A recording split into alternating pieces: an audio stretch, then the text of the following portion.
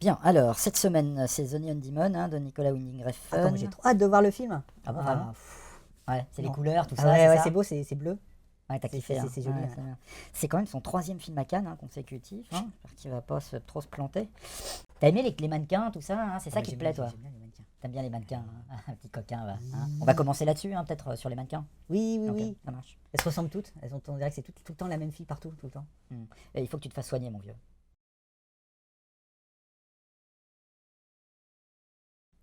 Hélicoptère. Bleu. Trabulator. Psychanalyse. Lavabo. Ah, ah, ah. Tractopelle. Empile, recyclable.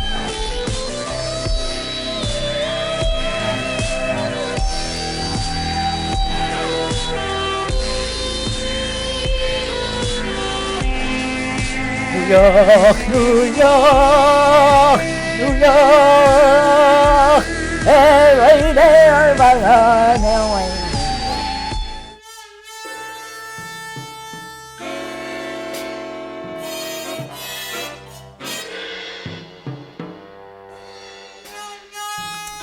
Bienvenue dans la Bienvenue Geek dans la Room. Geek Room. Cette semaine, nous allons parler de The Neon Demon. Ouais. Oui, Trabulator. hélicoptère. Psychanalyse. Lavabo. C'est beau. Au bleu. De Nicolas Winding Refn, donc sorti, Babillon, je ne l'ai même pas noté. Le 8 juin. Voilà. Bon, je te laisse prendre la main parce que tu as l'air plus pro que moi. Oui, hein, alors c'était- c'est le troisième film de Winding Refn qui est à Cannes en compétition cette année. La troisième année consécutive. hein. Ouais. Et donc Refn qui arrive après les deux baudruches Drive et surtout l'arnaque Only God Forgives. Ah, toi, tu vas voir des gros problèmes.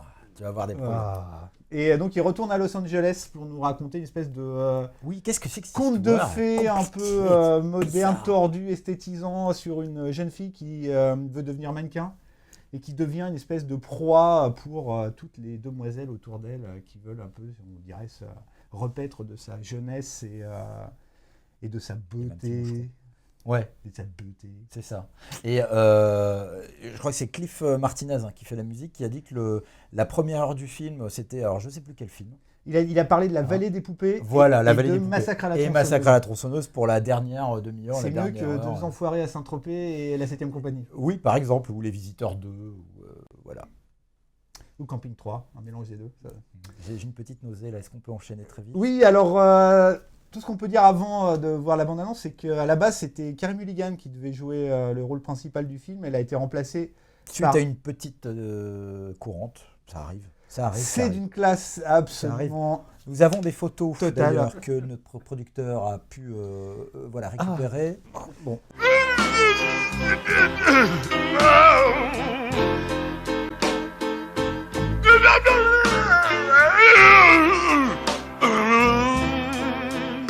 Voilà. Désolé, Carrie. Et donc, remets-toi bien. Elle a été remplacée par Elle Fanning, qu'on a découvert dans Twixt surtout et Dans Somewhere. et Somewhere et Young Ones, Maléfique. Enfin, elle a fait. C'est une baby star assez incroyable. Et Super 8 Super de, 8, ouais. de DJ Abrams, Et- qui a un peu surpassé, enfin, dépassé un peu sa sœur en notoriété, j'ai l'impression. parce que Oui, bah, Dakota, complètement. Dakota, elle est vraiment. Ouais. qui s'est faite en papa outé par les aliens de Spielberg, là, de Guerre des Mondes, je sais pas. Moi non Bizarre. plus. Et à noter aussi qu'il y avait. T'en as rien à foutre du sort de Dakota. Non, Dakota, j'ai jamais aimé Dakota Fanning, personnellement. Ok. J'ai vraiment apprécié cette actrice. Et donc, il y a noté la présence de Keanu Reeves dans le film, qu'on ne verra pas du tout dans la C'est bande-annonce. incroyable ça. Euh, Quel rôle il joue, on sait? On ne sait pas du tout. Donc, et la grande question, c'est moi que je me pose avant de voir le film, et malheureusement, j'ai un peu la réponse en voyant la bande-annonce, c'est est-ce que Refn va arrêter d'utiliser sa photocopieuse géante à pomper tous les grands réalisateurs formalistes des années 70-80? Moi, je C'est mal barré. je serais un peu moins radical que toi. hein. Il a quand même, il a un style qui lui est propre. C'est un peu comme Tarantino, Ah non. Refn. Ah non. C'est un cinéaste Non. cinéphile Non. qui régurgite Non. des tas d'influences. Ah bah si, un peu quand même. Non. Il a son style à lui. Non. Oh si. Non. T'es. Non. Oh si. Non. T'es. Non. Oh si. Non. T'es. Non. Oh si. Non. T'es. Non. Oh si. Non. T'es. Non. Oh si. Non. T'es. Non. Oh si. Non. T'es. Non. Oh si. Non. T'es. Non. Je peux continuer longtemps comme ça. Ouais, non. Si. Ah, moi, je trouve. Mets un petit carton au producteur 2 heures plus tard. Si. Moi, je trouve pas. Moi, je trouve que Si. vraiment, chaque fois que j'ai vu en voyant Drive, à part la première scène de Drive qui est effectivement fabuleuse, le reste, pour moi, est une photocopie absolue de Peckinpah et de Walter Hill, du driver de Walter Hill. Et Only God Forgives, c'est du David Lynch à fond. Les ballons, ça veut absolument rien dire. C'est de la branlette pure, formaliste qui part dans tous les sens avec des déferlements de violence à la manière du cinéma coréen, sud-coréen.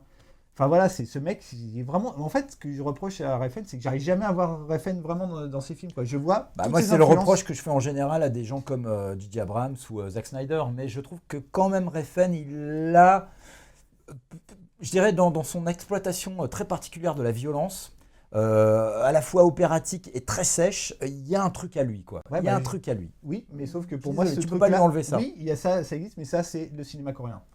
Quand tu vois la scène, la scène dont on va revenir dans Drive, la scène ultra violente dans le club de striptease où il arrive avec un marteau, il défonce le mec. Oui, c'est Old vrai. Boy. Enfin, Ouais, le cinéma coréen, c'est le cinéma qui fait ça. C'est les premiers à avoir amené une espèce de déferlement de violence gore, trash, insoutenable au milieu d'un esthétisme absolu, quoi. C'est vraiment eux qui ont inventé ça. Lui, il a fait que le reprendre, quoi. C'est vraiment le gros problème que j'ai avec. Moi, je dirais influencé. Voilà. Bon, allez, on va lancer le film. C'est parti.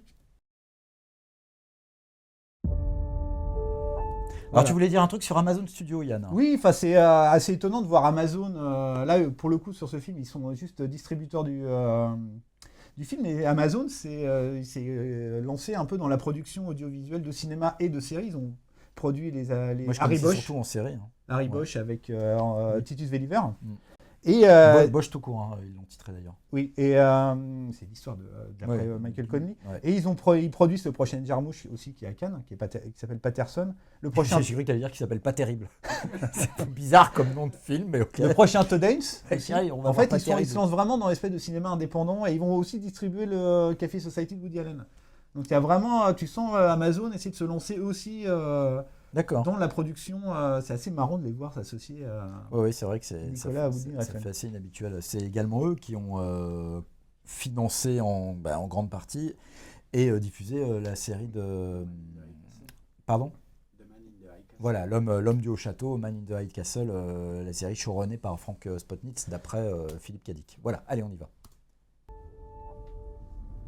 Voilà, des paillettes Champs-Élysées, violettes. musique Voilà, Champs-Élysées. Et les Fanning et Christina Hendricks, rendue célèbre mondialement grâce à Mad Men dès 2007. qui était déjà dans Drive. Et qui était dans Drive, oui, tout à fait. Ouais. Alors qu'est-ce qu'elle joue là-dedans? Une sorte de chef d'agence de mannequins? Oui, a priori, ouais, on sait pas vraiment. Le film, il est assez. L'intrigue est vraiment assez mystérieuse. Ouais, je sais pas. C'est assez. Donc voilà, Ellie Fanning, qui est une jeune beauté vierge, un peu, qui arrive dans la Babylone Los Angelesienne pour devenir mannequin. Elle a à peine 18 ans. Hein. Elle avait même pas 18 ans au moment de tourner ce film, hein, Ellie Fanning. Hein. Voilà. Donc, Une beauté voilà. terrible. Alors lui, je sais pas qui c'est, hein, j'ai pas reconnu.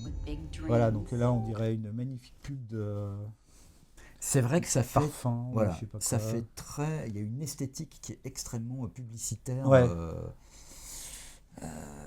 Je pense un peu à Looker, moi, bizarrement, tu vois, dans le côté Un peu froid, ouais. froid et exploitation de la beauté. On va juste Ah, revenir. Ouais, on reste sur lui. Bah oui, 2 secondes. Voilà. Puisque donc c'est Desmond Harrington qui a.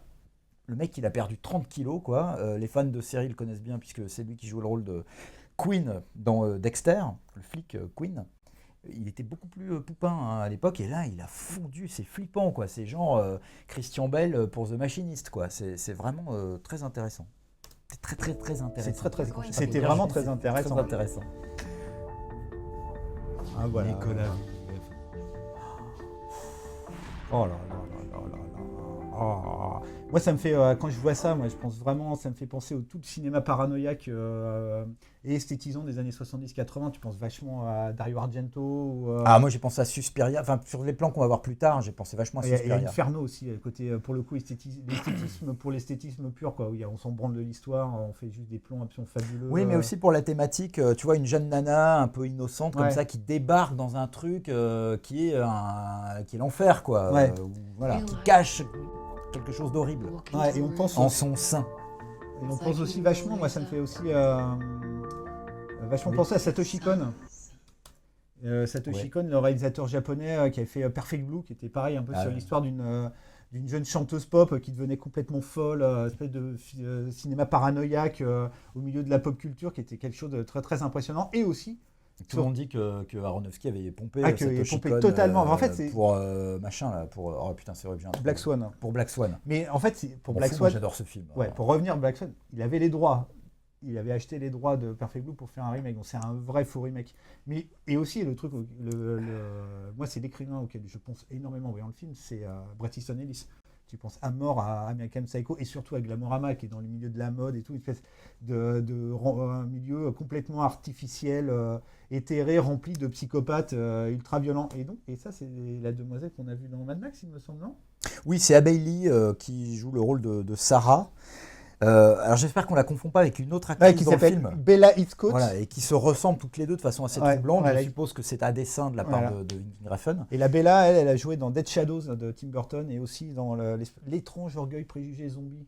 Et ben voilà, comme ça on vous a tout dit, parce que c'est également ça, la Guild Room, c'est un lieu d'information et non pas seulement d'expression un peu onaniste de notre culture et de nos expressions, de nos impressions, n'importe quoi. C'est n'importe quoi aussi ce qu'on voit. Un petit côté Sofia Coppola aussi. Il nous a un petit peu quand même défloré, il nous a un petit peu défloré la petite Elle Fanning. Jusqu'ici, t'es assez innocente dans les films. Puis alors là... c'est vraiment un trailer... Alors rouge, bleu, de la couleur parfois, très, un triangle. Effectivement, très Suspiria. C'est quelque chose d'assez... Oui. Mystérieux. Oui, parlez mon vieux. Et assez inquiétant en fait. Pour le résultat à venir, tu veux dire ? Mais toi, tu pars avec un a priori anti-Winning Refn quand même. Winning Refn ? Non, je l'ai pas dit comme ça. Je l'ai dit comme ça, producteur ? Non, ça, c'était une petite attaque un peu gratuite. Un petit coup de trabulator. Mais vous l'avez bien mérité, mon vieux.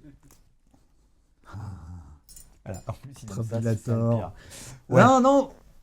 En voyant la bande-annonce, j'ai un peu peur, je le vois se perdre encore dans son esthétisme vin et bariolé, filtré et bleu, lynchien à fond les ballons. Enfin, en fait, comme d'habitude, je vois absolument pas. Repaillette et... Attends. Ouais, c'est ça. Attends, on le voit pas bien là. Voilà. C'est Neon Demon by NWR. Mais ouais, on dirait, en fait, finalement, on a l'impression d'avoir vu une pub de supermarché, de parfum de supermarché, quoi. Ouais, ou genre de Yves Saint Laurent, quoi, YSL, quoi. À partir du moment où un mec se fait appeler par ses initiales, genre PPDA, bah oui, non, mais c'est ça, François-Olivier Gisbert, Fogg, tout ça, c'est pas très bien, c'est pas très bon signe au niveau du niveau. C'est quand même, c'est une bande-annonce, c'est vraiment très étrange, quoi. J'ai l'impression qu'il se perd dans son formalisme. Ouais. Ce qui est sûr, c'est qu'il joue gros avec ce film, en termes de réputation. C'est très étonnant, enfin, c'est intéressant de voir comment, avec Drive, d'ailleurs, beaucoup de gens l'ont découvert avec Drive. Et c'est étonnant de voir comment il est passé de chouchou du Festival de Cannes avec ce film à l'année suivante, ou 2 ans après, plutôt, avec Only God Forgives, où là, plutôt, ça a été la douche froide et tout le monde lui est tombé dessus à couilles rabattus. Et là, avec The Neon Demon, c'est la belle, quoi. C'est le troisième acte. Est-ce qu'il va récupérer le lustre qu'il a perdu, le prestige qu'il a perdu avec Only God Forgives, ou est-ce qu'il va encore se faire défoncer la gueule ? Ça peut être impitoyable. C'est un peu tout ou rien, effectivement. Voilà. Mais donc attention, Nicolas. Moi, je dis, faites attention. Petit Nico, petit Nicolas. Oh, petit Nicolas. On lui passerait pas le trabulator à Nicolas, il est trop gentil. Qu'est-ce qu'on a d'autre à dire sur cette affaire ? Plus rien. Là, on est arrivé à la fin. Il y a beaucoup de paillettes. Coming soon to theater. Voilà, non, mais c'est quelque chose de très, très, très étrange qu'il veut faire. C'est à la fois une histoire totalement éculée et des success stories, le côté un peu Cendrillon ou Blanche-Neige Gore. On l'a pas dit, mais c'est vrai. Il y a un petit côté conte de fées perverti. Mais en même temps, on a vu des plans où il y a un gros zoom avant sur elle égorgée, elle va sur un canapé en train de nous regarder. N'oublions pas donc que c'est censé être un film d'horreur. Non, c'est pas exactement. C'est vendu comme ça. Et oui, on parlait horror movie au pays des mannequins. Tu parlais de ce que disait le compositeur. Elle Fanning, elle a dit que le film il avait été tourné dans l'ordre chronologique de l'intrigue et que la fin avait été improvisée sur le. Ah, j'avais pas lu ça, tiens. Dans le tournage, quoi. Ah, bah, l'autre chose. Donc voilà, c'est pour ça que le truc, tu dis, oh là là là là là là Non, là. mais c'est la vie, c'est comme Oh. si nous, on improvisait nos aguichroom, quoi. Ouais, mais non, mais tout est écrit, quoi. Mais tout Hein, est écrit, producteur, quoi. tu peux témoigner. Alors là, Non, mais c'est ça, en fait, il y a le professionnalisme, Mais voilà, de la guichroom. de nous. Professionnalisme. Je n'ai pas dit ça comme ça. Mais si. Tu c'est ça. as tendance à me saouler, là, avec ma petite... avec Tout ça étant évidemment écrit. Paf. Oui, tout ça Voilà. est écrit à l'avance. Alors, imitation de Il y a nous, voilà, et puis il y a l'imitation de Paul Prébost aussi. Oh maman, beau cher. Oui, bon, donc. Oui. Donc il y a nous, et puis il y a Nicolas Winding Refn qui improvise totalement, alors que nous, tout est écrit depuis le début. Passons à la notation. Puisque ce monsieur a l'air de se la raconter un petit peu, on est un peu méchant, mais moi je suis quand même curieux de le voir ce film. Ah, mais moi, évidemment, Moi j'ai aussi. bien aimé Drive, et il y a des choses dans Lincoln Forgives qui sont Ah, intéressantes. t'as bien le karaoké en philippin, là. Voilà, le karaoké final, moi à chaque fois je me suis mis au karaoké depuis, c'est bien Ouais. simple. En philippin. Nous allons noter avec un melon. Et au démembrement et aux mecs qui se font couper les bras. Aussi, t'aimes bien couper les bras des gens. Ça termine comme ça. Hein, ouais. Ouais, me donne pas des idées là pour la fin de l'émission là parce que j'ai une machette à portée de main. Et voilà. Donc un melon ramené par Yann. Pour noter la melonite de, Il a l'air très très de, bon. de Nicolas. Hein, ah merde. C'était Bref. écrit aussi. Tout est écrit. C'est- Ah. C'est la lutte. Donc, Mais moi-même je me sidère avec ça. C'est avec ces mains sont magiques. C'est-à-dire que il y a n'importe elles ne quoi fonctionnent qui pas, vienne, elles sont magiques. Voilà, elles elles- fonctionnent bizarrement, et elles sont tout. indépendantes. tout tombe en fait Voilà. dans ses mains. Tu peux mettre n'importe quoi, une chaise, un coussin, un melon, un parpaing, ça tombe. Voilà, merci, c'est mes mains. Ouais. Bon bref, je note 3 melons sur 5. Ah, quand même. Oui, parce que moi j'aime bien Drive, et puis il est intéressant ce monsieur. Hein, je disais parce que je l'ai interviewé il n'y a pas très longtemps avec sa femme pour leur documentaire, le documentaire de sa femme, Liv Corfickson, My Life Directed by Winding Nicolas NWR. Ouais, qui d'ailleurs. ont dit aussi de super long sur Ouais, un mais peu, très intéressant ce documentaire, voilà, qui est sorti chez Wildside. Ouais, petite pub. Il est à la gloire du monsieur ou Pas, non, pas tant que ça forcément. Non, tant pas que ça forcément. Pas forcément. Et d'ailleurs, c'est vrai que, mais ça, c'est pas lui faire injure, et je pense qu'il le sait lui-même. Il aime bien. Il est conscient de sa propre. Il cultive sa propre légende, quoi, quelque part. Nicolas Ouais, je sais pas, mais c'est Refn. dur. Un Il y a peu déjà comme 3 documentaires sur lui. Malsain. Tu vois. Le mec, il a fait des films qui ont vraiment marqué les gens. Mais bon, trop de Pas non documentaires plus sur ce Stanley mec-là, Kubrick, bah quoi. ouais. Hein, faut, hein. Moi, je sais vraiment pas comment noter ce film, cette bande-annonce, parce que c'est Bah, effectivement, elle va bien avec le melon. avec le déjà melon. avec le melon. Alors combien Je vais mettre un melon parce que franchement, alors un melon pour la bande-annonce et 350 melons pour Nicolas parce qu'il a vraiment l'ego de la taille d'un melon, de la taille d'une galaxie entière. Mais voilà, c'est vraiment. Le melon a été créé pour Nicolas Winding Refn, en fait. Oui, c'est ça. Hein, c'est ça. Eh bien voilà, à Il vous va de. donner son nom à une marque de un nom de melon. Oui, une Qui variété de donne- melons. Une variété de melons. Ouais. Voilà. Le Nicolas Winding Refn. Ouais, des melons qui pousseraient au Qui font Danemark. 3 tonnes de 3 km de diamètre et tout. Voilà, c'est qui pousserait près de Tchernobyl en Ukraine. Bref, cette vanne va également droit dans le mur. Nous allons reposer le Mais melon, elle a été écrite. car tout ici est préparé et non pas improvisé comme les fins de film de ce monsieur que nous ne saluons pas pour son manque de professionnalisme. Bonjour Bonjour et au revoir. et au revoir.